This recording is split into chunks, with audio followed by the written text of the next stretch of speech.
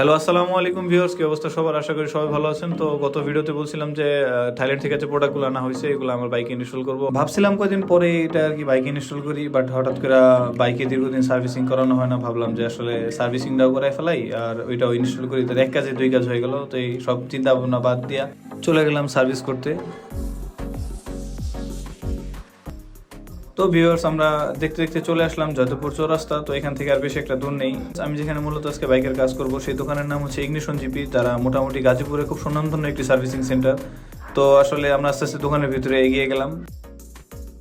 তো ভিউয়ার্স, দোকানে যাওয়ার পরে ভাইয়ের সাথে তার অফিস রুমে বসে আমাদের কিছু কথাবার্তা থাকে। তো এগুলো বলার পরে আমরা তো আমাদের বাইকটি সার্ভিসিং সেন্টারে কাজ করতে দিয়ে দিই।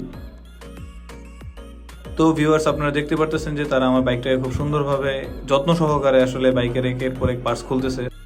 তো বাইক হচ্ছে প্রত্যেকটা ছেলের একটা ইমোশন। তো আসলে এটা একটা ভালোবাসার জায়গা। তো আপনি যদি দেখতে পারেন যে সার্ভিস সেন্টারে আপনার বাইকটি খুব যত্ন সহকারে কাজ করতেছে, তো এটা দেখতেও একটি মানসিক শান্তি লাগে। তো আসলে যেটা ভাষায় প্রকাশ করার মতো না। তো তারা একের পর এক বাইকের পার্টস খুলতেছে আমার।